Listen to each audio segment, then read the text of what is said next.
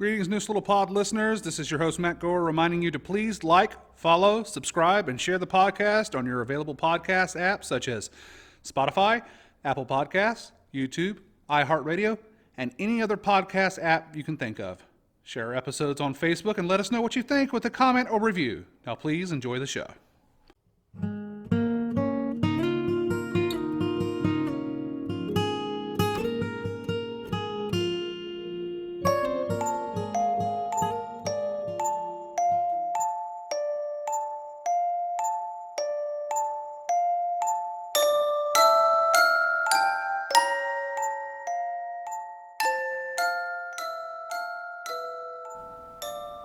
Hello, and welcome to Neuse Little Podcast, an audio program discussing the almost 50-year history of Neuse Little Theater and the backstage antics and stories that come along with running a community theater in a small town. I'm your host, Matt Gore, and we are coming to you from NLT's stage and base of operations, the little log cabin located on the banks of the Neuse River in Smithfield, North Carolina. We lovingly refer to it as the Hut. Welcome back for another episode of Neuse Little Pod, ladies and gentlemen. It is spooky season. Spooky season is upon us. We are recording this just as October kicks off, and we're starting our new show here at Neuse Little Theater, the Explorers Club. We're sitting in the hut right now with a partially finished set. Long way to go, but it's nice because this is the first new set we've had up in, I don't know, like 2 years. So, but Never Too Late had a great, but albeit brief run. They had a snafu because of COVID, and they had to cut their last weekend short. But it was a really good show, and we wish all them well. And everybody's fine. They're just quarantining, and we just couldn't make it work. Right, Mita? Right. So, yeah, unfortunately, 14 days is a long time, and we just couldn't wait 14 days. Well, more than that, because it would have been 14 days of quarantine, and then the weekend after that. So it would have been like 2.5 weeks before we could have done anything. So. Right. It's unfortunate, but in the world we live in now, it kind of happens. But we want to wish them all well, but we're moving on here to Explorers Club, and don't worry, we'll have plenty of Explorers Club content for you down the line in this next month or so. But today we're going to talk about, we're going to have like a smaller podcast, and it's going to be a Halloween podcast. We got something special for Halloween planned for you for our next show that will debut on October 30th, and we look forward to that. So this is going to be a little smaller preempt to that, but still be spooky related, if that makes any sense. So we find us here in the Halloween season, and we all like to put up decorations, and especially Mita. You love to put up decorations, right? Yes. We've mentioned this before, how you are a connoisseur of the decorations in Halloween time, but you decided to leave up a skeleton year-round a while back. Why? Well, after Halloween last year, because, we were in the COVID, can't do this, can't do that kind of time period there. And my house has been Halloween Central on my street for as long as I've lived there. So probably going on, 25 years now, I guess, since I've moved into that house. And I was like, I can't not decorate for Halloween. Kids love it. They love to walk by. They love to be there, So I'm like, I can't just not decorate. And last October we needed something. So I'm like, let's decorate. So I did. And decorating's fun and all that. And then you got to take it down and put it away, which is like a little bit of almost a longer process because I got to put everything away and all this sort of stuff. Well, my skeleton, he's like 5 foot, and he just sort of ended up on the porch, and I thought, what would be really funny, since nobody's doing anything, everybody's just wandering around trying to entertain themselves. What if he just sat on my porch for a while? So he did. He sat on my bench and waved at the neighbors for a while, and then your skeleton's name was Frank, right? I named him Frank, and so Frank the skeleton sat on my porch and waved at the neighbors. And then when I put up Christmas decorations, not a lot, just enough to like go, yay, Christmas. And Frank was there, and I looked at Steven, the boyfriend, and said, hey, wouldn't it be funny if we put a Santa hat on Frank and stuck him out in the yard? And he said, okay, whatever, which is his response for whatever, dear, whatever you would like for me to do. So Frank got a Santa hat, and he was holding one end of the lights because they were, the way we put them up, they were too long. And so they kind of overshot the porch. So he's holding on one edge of the lights. He's a helper. He was helping. So it was very cute and very funny, and everybody made comments. So then New Year's Eve, New Year's rolls around, and I'm like, wow, what am I going to do? I got to put Frank away. And I was like, no, let's keep this going. So he got a little Cupid outfit. And then for St. Patrick's Day, he got a leprechaun outfit. And then he got some, like, I think for April and May, he got a little hat that is an umbrella that sits on your head. And then for July 4th, he got his Uncle Sam hat with a beard. So you were making this a theme. Arbor Day, you'd give it a nice tree to plant. He was just hanging out in the yard, so let's decorate the skeleton. And I was like, what do you do? So for like August, there's no holidays in August. So August, he got a snorkel and some swim fins. Going on vacation. He was going to hit the beach one last time or whatever. And then for September, I'm like, what is in September? Talk like a pirate day.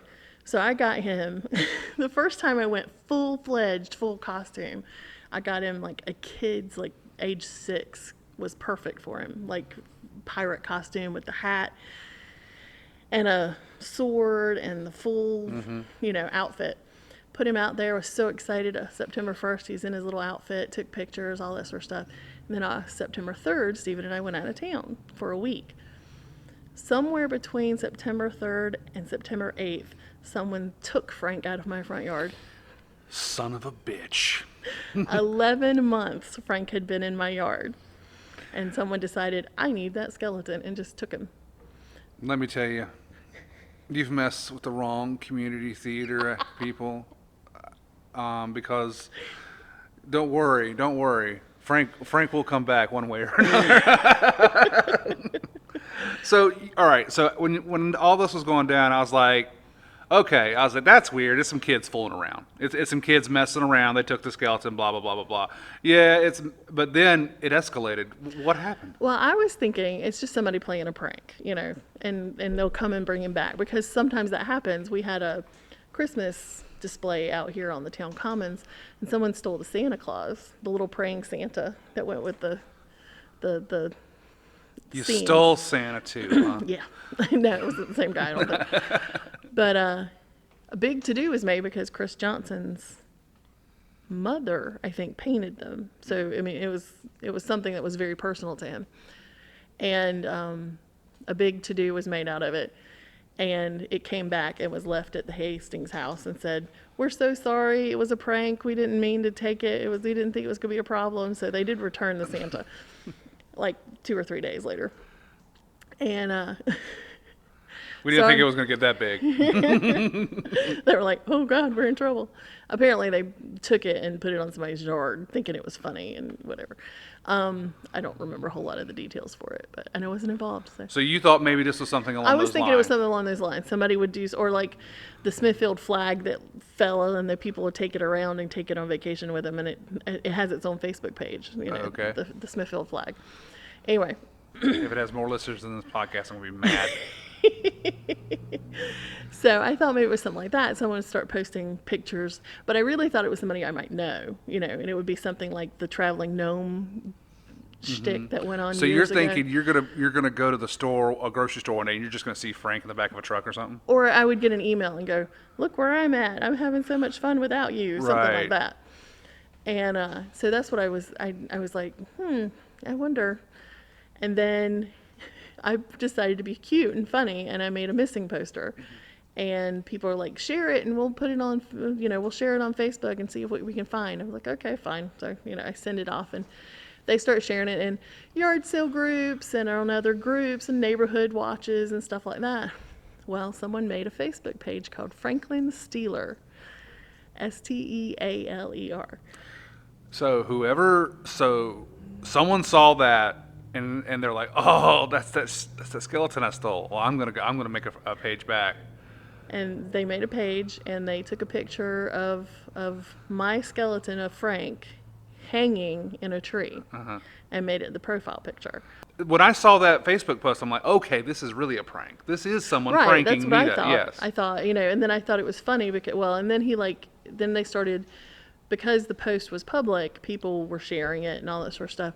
So he started trying to friend people who had commented or shared or whatever, all of these, the missing poster. So I got a lot of, who is this person? Who is this person? I'm like, I don't know. So, but he started commenting when people said stuff. He's like, Frank's not coming home. Frank's gonna hang. What is it? It sure is nice up here with the breeze and then in the tree or something. And I just was like, whatever. So, but that's Mita. Like, okay, whatever. This is stupid. But we have friends who are like, I'm going to get to the bottom of this. I'm going to find this skeleton. Yes. We're going to get it back and make this guy pay. I have some very, God love them. It makes me uncomfortable to do what they do, and they love it. They love to mess with people. So, and I really thought one of the people who is on my side, I really thought it was him, but then I remembered he doesn't have a Facebook page anymore.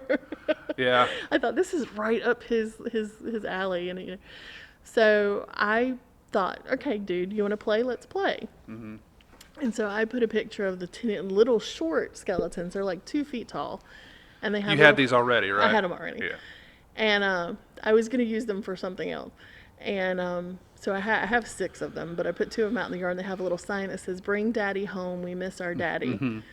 And he responded with, "Daddy's not coming home. You're next." And I went, God. You ass. Because I'm like, not only have you stolen my skeleton, you obviously have no remorse. And now you've threatened to steal from my yard again. This is a bizarre story because this takes like a lot of time and effort, man. It's just like, man. So at this point, you don't know if you'll ever get Frank back, and you told me that you were pissed because I'm like, you could at least given me Halloween because that was like the grand finale, right? And I'm like, I mean, what was the trigger for this guy to be walking down the street in Smithfield and go, I want that, and just take it? Because he didn't just take the skeleton; he took it's a shepherd's hook that he was attached to, so he took the whole thing. And then doesn't put him on the shepherd's hook in his yard, hangs it in a tree. And I'm like, dude, little respect for the skeleton, please. That was a usual shepherd's hook. I'm sure he gave it to his mother to hang some plants on or something. But I'm just like, I was kind of irked about it. And then you have a right to be irked that someone goes onto your property and steals your valuables, and Frank was by all means very valuable. Well, emotionally, I was attached. Absolutely. And then I thought, well, maybe he'll come back for Halloween. Maybe somebody's just taking it to be funny, and they'll bring it back. But no, I have a feeling he's not coming back. So, in the spirit of, I'm not going to let anybody push me around, I decided I have 3 more skeletons that are going up in the yard. I have Francine, Frank's wife. The twins, which have already made an appearance, Frank Jr. and Francis. And Frank's brother Bob is a little bit of a pervert, and he's in town too, so. Why is he a pervert? Because he's looking at dirty pictures in a magazine. So they have like a weird uncle? They have a weird uncle. A drunkle? He's sitting on my bench on the front porch, and he's got a hat pulled down over his eyes, and he's holding open a magazine, and it's a Halloween catalog, but it's open to the skeleton section, so he's looking at dirty pictures of naked skeletons. Oh, gotcha. Well, that is hilarious and a shame. But the Amazon costume department is like, this skeleton vendetta is really working out for us. Yes, because Francine's brother's George is in town. He's dressed as Iron Man today. So how many skeletons at this point do you have? I have 3 full-size skeletons to replace Frank. So I've got Francine, George, and Bob. And then I have 6 2-foot skeletons because I bought those. They don't all have names. I just have the 2 twins, or the twins. But I bought the 6 of them because they're going to carry my coffin. That was the plan. Yes. In the front yard. So. Quaint. At least it's a family affair. But I haven't got that far yet. Part of the joy of decorating is sort of out of it now. It's like, ugh, Now I have to worry about if it's going to get stolen when I'm done with it. I know, right? I have to put the crap out. Well, I hope you're happy. I hope you're happy, sir. You've killed just a little modicum of joy we've been able to squeak out. Thanks so much. Appreciate it. Actually, except for the new skeletons, everything else is old enough that. I mean, I don't want anybody to steal it. I don't want that put that out in the world. But yeah, whatever. And they've lived there for. I mean, I've had some of these decorations for as long as I've lived there. Why would you steal it now? Except we're all bored and don't have anything. We all want to know why. Why, sir? Why? All right. That is the Frank saga that people in our orbit have been talking about. So moving on, we'll talk briefly about this, and then we'll head into the pre-recorded Raven that we also had last year that we'll tack on to the end of this show. That's me reading Edgar Allan Poe's The Raven, if you're at all interested in hearing that. So I asked you what some of your favorite Halloween movies were, and I kind of blanked because a lot of my favorite scary movies have nothing to do with Halloween. So I'm going to need a second. So what are some of your favorite Halloween movies? Somebody just asked me that yesterday. I was like, I don't know that I have a favorite Halloween movie. What do you usually watch on Halloween night when the kids are coming to your door and all that? Do you have some? I don't have time. We have a ton of kids come through my neighborhood.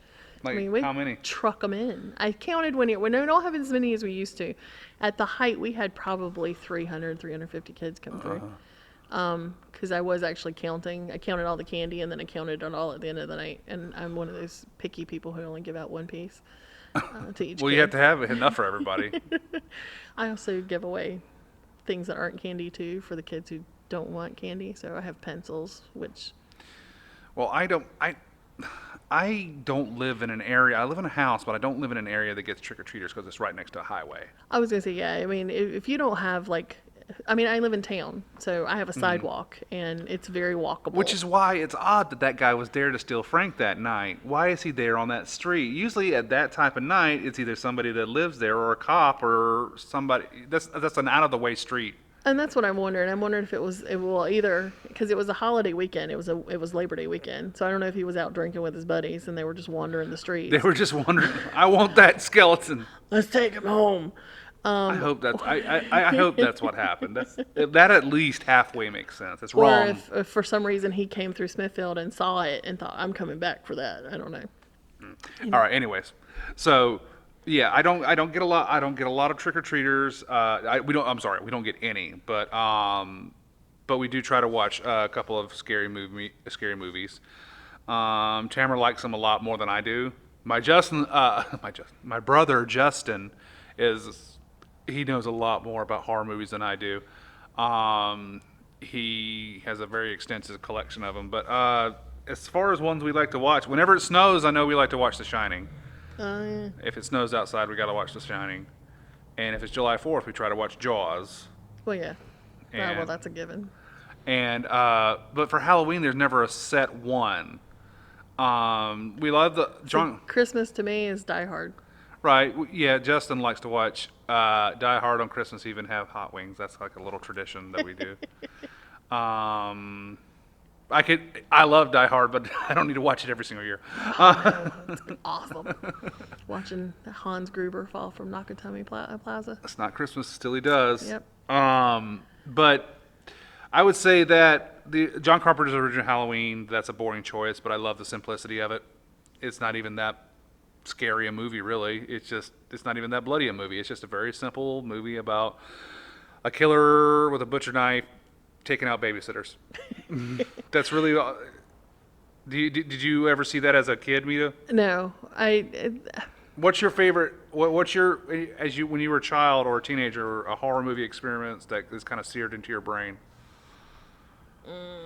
Well, I don't know that we ever finished watching it. I don't know if we ever started watching it. We were gonna watch Psycho, and it was pretty sure it was the first one. Maybe it was the second or third one. Who knows? But we were a bunch of teenagers. Was it in color? No. It was the first one. Then it was the first one. So we were sitting there, and we were in the dark, and it was pouring down rain. It was a thunderstorm. We were by ourselves. I was over at a friend's house. It was her and her kid sister, and I think a brother, and I think a couple of friends. So there was a bunch of teenage girls, and her parents weren't home. And we're sitting there in the dark, and the movie starts, da da da da da da, and the like, from what I can remember, the title pops up on the screen, and we're all like, tense or whatever. The door of the house slams open. This light shines through, and there's this giant shadow on the wall, like beside where we're sitting, because it goes down the hallway against the wall. We all freak out, and her sister jumps across the room and does a tap dance in the cookie bin, or cookie box or whatever. And we're like, oh! And we look, and there's this figure in the doorway, and the rain is pouring down, and the light's behind it. And her mother goes, "What the hell are y'all doing in the dark?" And turns the lights on. It was her mom coming home from the grocery store, and the car lights were behind her. But that's all I remember of that. I did watch it years later, but we don't think we ever finished it that night. Well, Psycho is actually a legitimately scary movie. Yeah, everybody knows the shower scene, so that doesn't surprise anybody. But there's a shot of the private investigator going up the stairs, and when he reaches the very top of the stairs, the mother, quote unquote, the mother, appears out of nowhere, and she's just walking. It's just very sudden, and it is quite frightening. I'm trying to think. I don't watch a lot of horror movies anymore. You don't? I'm old, and I don't need to put myself through that. But I remember Chucky. Child's Play. Child's Play. Let's see, what else have I watched? The Exorcist. Love The Exorcist. I think it holds up. I watched that recently. I think I tried to watch Nightmare on Elm Street. I watched that recently. It was okay.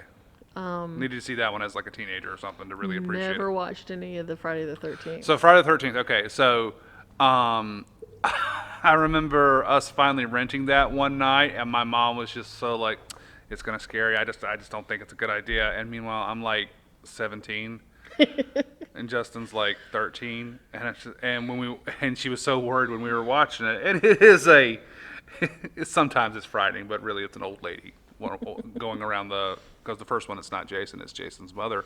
Right. And at the end, I was just like, you thought I'd be scared by that? I mean, come on. There is a great jump scare at the very end when the only surviving character is on the lake. Yeah. Anyways. Well, and then there's Scream. Yeah. And then, let's see, what else is there? The one that I remember being terrified of, and I don't know that I guess I watched it years later to see it, but I remember being scared by it, because I walked into the room while adults were watching it, and we were kids. We were probably 12 or 13 at the time, and I didn't watch a lot of scary movies growing up. But Night of the Scarecrow, but it's all about, they end up killing this mentally disabled kid and dressing him up like a scarecrow and throwing him in the field. Nice, very nice of you. Eventually, kids. like, the scarecrow starts killing people, following people home and killing them or whatever, if I remember correctly. But so now, scarecrows are not. They're kind of creepy. I remember, as far as unsettling goes, I like unsettling more than I do now. I remember something similar when I walked in on my parents watching Silence of the Lambs. And now I watch Silence of the Lambs. I've seen it, 10 times. I think it's one of the greatest films ever made. But as a child, I could not have probably picked a worse time to walk in, because it was the shot of Anthony Hopkins leaping at a guard and just chewing up his face. Oh, yeah. And I was just like, and in retrospect, I'm thinking, the movie's 2 hours long. I could not have chosen a worse 10 seconds to walk in on. I mean, there's some other stuff that would have confused me, but as far as like straight horror, just a dude just eating a guy's face is up there. But we're gonna wrap it up there, folks. We hope you've enjoyed our ramblings about Halloween movies and the stealing of skeletons. And don't worry, we'll have something special for you next episode, where you're going to try to channel some spirits in this little hut and we will bring back a guest to help us do so. But It'll either be very entertaining or we will open up a doorway and we will all die a horrible, horrible that's death. right. That's right. Either this might be like the Blair Witch Project, where this is like the last footage you ever really hear of us. Like, It's gonna be like Amityville. listen to them before the incident happened. Pull open that door to hell, baby. Yeah. So we either open a portal to hell, or we'll have some hot cocoa. There you go. So we'll see what happens. All right, folks. Until next time on Neuse Little Pod, I am your host Matt Gore, and that is Mina Toole, and we're going to take it to the credits.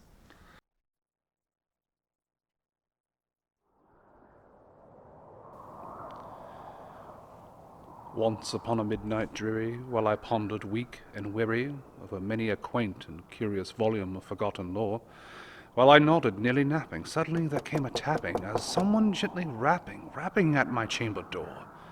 "'Tis some visitor," I muttered, tapping at my chamber door, "only this and nothing more."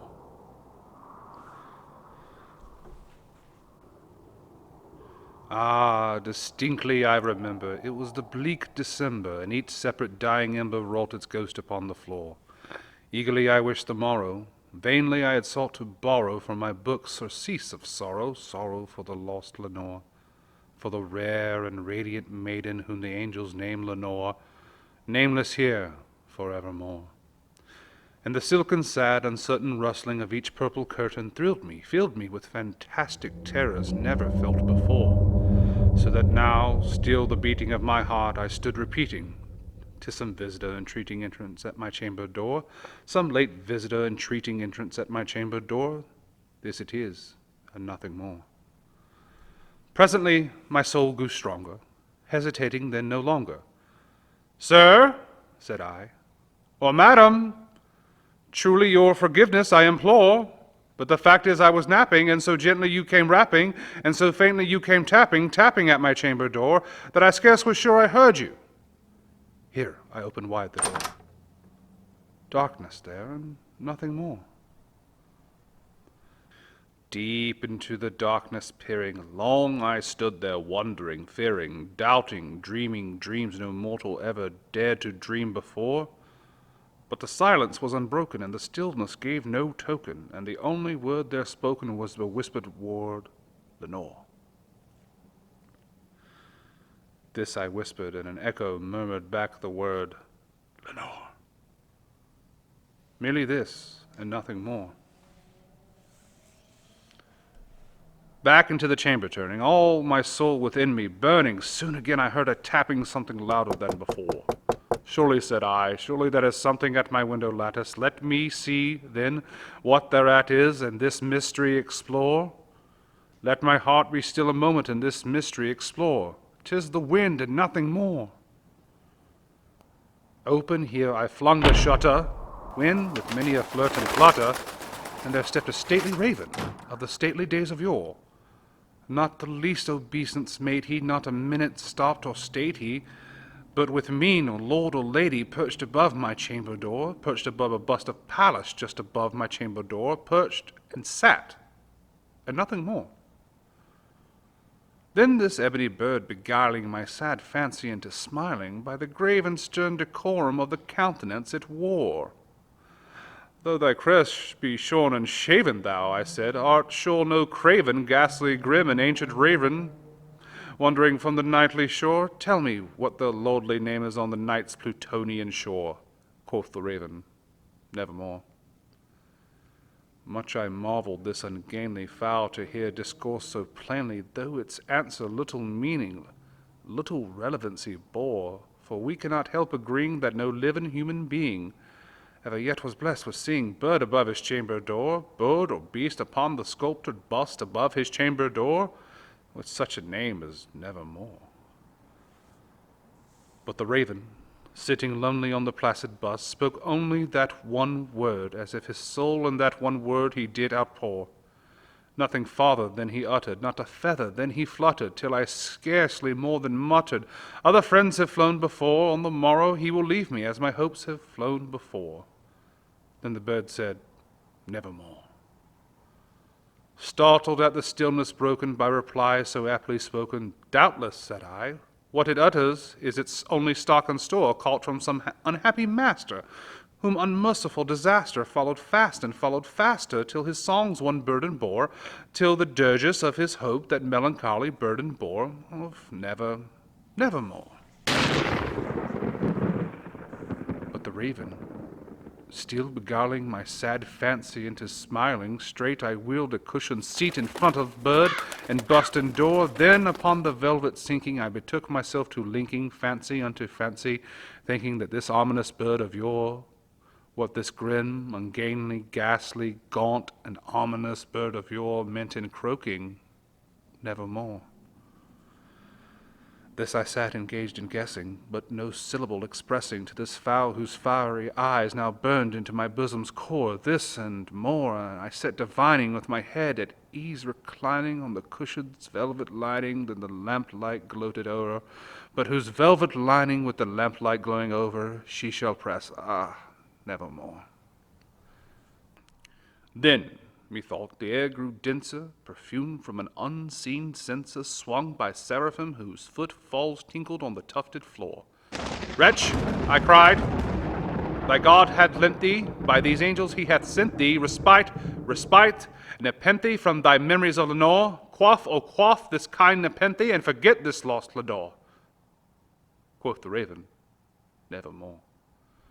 Prophet, said I, thing of evil, prophet still, if bird or devil, whether tempest sent or whether tempest tossed thee here ashore, desolate yet all undaunted, on this desert land enchanted, on this home by horror haunted, tell me truly, I implore, is there balm in Gilead? Tell me, I implore. Quoth the raven, nevermore. Prophet, said I, thing of evil, prophet still, if bird or devil, by that heaven that bends above us, by that God we both adore, tell this soul with sorrow laden, if within the distant Aidenn it shall clasp a sainted maiden whom the angels name Lenore, clasp a rare and radiant maiden whom the angels name Lenore. Quoth the raven, nevermore. Be that our word or sign of parting, bird or fiend, I shrieked, upstarting, get thee back into the tempest and the night's plutonium shore. Leave no black plume as a token of that light thy hast soul spoken. Leave my loneliness unbroken. Quit the bust above my door. Take thy beak from out my heart, and take thy form from off my door. Quoth the raven, nevermore. And the raven, never flitting, still is sitting on the pallid bust of Pallas just above my chamber door. And his eyes have all the seeming of a demon's that is dreaming, and the lamplight o'er him streaming throws his shadow on the floor. My soul from out that shadow that lies floating on the floor shall be lifted nevermore.